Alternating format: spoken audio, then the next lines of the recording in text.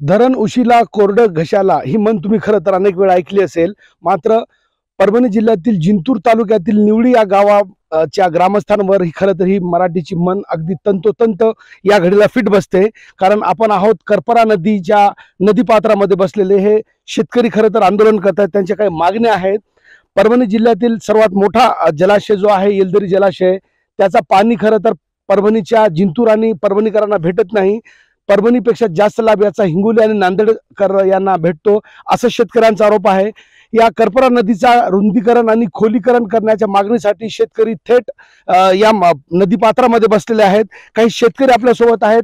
नेमकं भर उन्हात आंदोलन करण्याचं त्यांचं काय कारण आहे आपण जाणून घेऊया. बाई, मला सांगा तुमचं नाव काय आणि काय प्रमुख मागणी आहे? माझं नाव चंद्रकांत देशमुख आहे.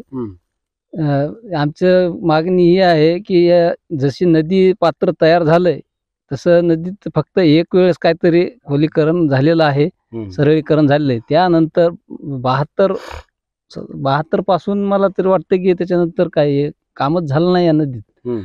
खोलीकरण झालं नाही, सरळीकरण झालं नाही.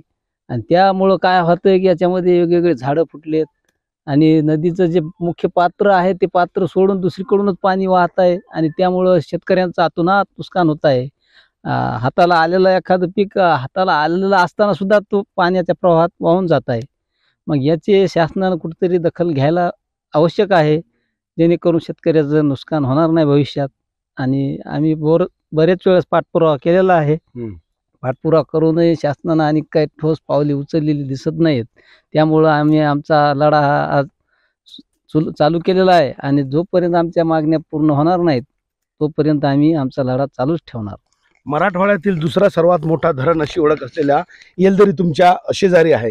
तुम्हाला त्याचा धरणाचा काही फायदा नाही का? पिण्याच्या पाण्याची काय परिस्थिती आहे? आम्हाला येलदरी धरणाचा काही फायदा नाही. ह्या हिंगोली आणि नांदेडला पाणी जातं. येलदरी धरणातून कालवा काढावा याचा आम्ही वेळोवेळी पाठपुरावा केलेला आहे, तरी शासनाने काही याची दखल घेतलेली नाही.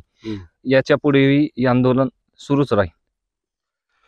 तुम्ही सांगा भाऊ, सध्या पाण्याची परिस्थिती कशी आहे तुमच्या गावामध्ये? पिण्याच्या पाण्याची, सिंचनासाठी आणि जनावरांच्या पाण्यासाठी परिस्थिती कशी आहे?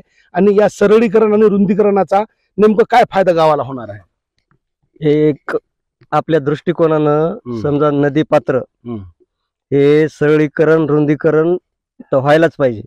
कसं अतिवृष्टी झाल्याच्या नंतर नदीकाठचे जे शेतकरी आहेत त्याचं अतोनात नुकसान होत आहे. आता रुंदीकरण आणि खोलीकरण झाल्याने काय फायदा होणार?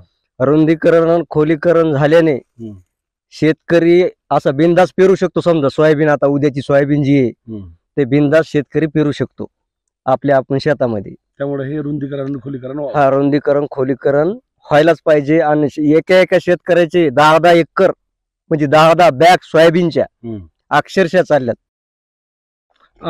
शेतकरी नेते आहेत आपल्यासोबत, इर्शाद पाशा. आपण त्यांच्याशी बातचीत करूया. इर्शाद, आंदोलन तुमच्या नेतृत्वात सुरू आहे. नेमकं आंदोलनाचं स्वरूप कसं असणार आहे? आणि आज पहिला दिवस आहे, भर उन्हात तुम्ही नदीपात्रामध्ये आंदोलन करतायत. पहिलं तर मी तुम्हाला सांगतो की जिंतूर तालुक्यामध्ये जे काही येलदरी धरण आहे त्या येलदरी धरणाचा जिंतूरला कुठलाच प्रकारचा फायदा नाही. त्या व्यतिरिक्त करपरा नदी आहे. करपरा नदीचं देखील करपरा नदी जी वाहते ते तुडुंब ज्या वेळेस करपरा नदी वाहते तर त्याच्या आजूबाजूला असलेले पूर्ण क्षेत्र जे काही जमिनी आहे ते खरडून जातात. याकरिता आम्ही आंदोलन करतोय.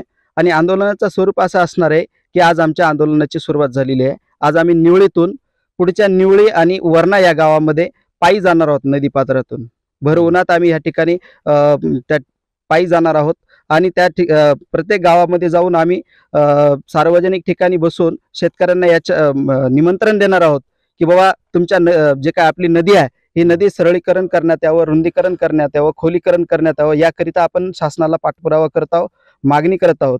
तर त्याकरिता आपण आंदोलनामध्ये सहभागी व्हावं. आणि शासनाला आमची एक विनंती आहे की तुम्ही जेव्हा 1972 साली जी काही नदीचं उगम झालं करपरा नदीचं, तेव्हापासून करपरा नदीला साधं खोरा सुद्धा त्या ठिकाणी लावण्यात आलेलं नाही. जर ह्या निवळीपासून तर कवडगाव पर्यंत 19 ते 22 गावं ह्या नदीपात्राच्या आजूबाजूला आहेत. जवळपास हजारो हेक्टर शेती ह्या ठिकाणी आहे. ती पूर्ण शेती त्या ठिकाणची खरडून जाते. त्याकरिता त्या ठिकाणी आणि शेतकऱ्यांचं अतोनात नुकसान होतं. गेल्या वर्षी अतिवृष्टी झाली आणि अतिवृष्टीमध्ये शेतकऱ्याचा हजारो हेक्टर शेती त्या ठिकाणी खरडून गेली. आणि शासनाने त्याच्यामध्ये जे काही योजना उपाययोजना आखायच्या आहेत त्या शासन उपाययोजना आखत असताना वरवर उपाययोजना त्या ठिकाणी आखतो आणि खरं तर शेतकऱ्यांना जे द्यायचं आहे ते देण्यात येत नाही, काहीतरी देऊन शेतकऱ्यांना त्या ठिकाणी हे करण्यात येतं. तुम्ही म्हणले धरणाचा काहीच फायदा नाही, मग आता रुंदीकरण करावं, खोलीकरण, त्यानंतर येलदरी जलाशयाचं पाणी या नदी पात्रात सोडावं अशी मागणी आहे तुमची. येलदरी धरणाचं जर जिंतूर तालुक्याला कालवा काढण्यात आला तर 87 गावं प्रवाहात येतील. 87 गावाला जिंतूर तालुक्यातल्या 87 गावाचा त्या ठिकाणी फायदा होईल. शेतकऱ्यांना पाणी भेटेल, पिण्याच्या पाण्याची व्यवस्था होईल, शेतकऱ्यांच्या शेती सिंचनाची व्यवस्था होईल. आता सध्या पाण्याची काय स्थिती आहे, पिण्याच्या पाण्याची या पूर्ण परिसरात? सध्याला पिण्याच्या पाण्याची व्यवस्था नाहीये. सध्या पिण्याच्या पाण्यासाठी भटकंती करावं लागते, जनावरांना पिण्यासाठी पाणी नाही, अशी अवस्था या ठिकाणी आहे. करपरा नदी पात्रात पाणी सोडण्यात आल्यावर जनावरांना पिण्याचं पाणी आणि शेतकऱ्यांना पिण्यासाठी पाणी उपलब्ध होऊ शकते. हा, आता सध्या आपण निवळी या गावामध्ये आहे आणि निवळीचा डॅम बाजूला आहे. त्या निवळीच्या डॅम मध्ये हजारो म्हणजे बरंचसं पाणी त्याच्यामध्ये खूप भरलेलं आहे निवळीचं धरण, परंतु इथं पाणी नाही. अर्धा किलोमीटर अंतरावर जनावरांना प्यायला पाणी नाही, अशी परिस्थिती एकंदरीत. तर एकूणच ही परिस्थिती आहे. खरं तर शेतकरी भर उन्हात या ठिकाणी नदीपात्रामध्ये आंदोलन करतायत. त्यांची स्पष्ट मागणी आहे की येलदरी जलाशयातून पाणी या नदीपात्रात सोडण्यात यावं, मात्र तत्पूर्वी या नदीपात्राचं रुंदीकरण आणि खोलीकरण करण्यात यावं. तसेच इतर मागण्याही शेतकऱ्यांच्या आहे, जेणेकरून शेतकऱ्यांचा लाखो हेक्टरवर प्रतिवर्षी नुकसान होते. नदीचा रुंदीकरण आणि खोलीकरण केल्यास शेतकऱ्यांना फायदा होईल.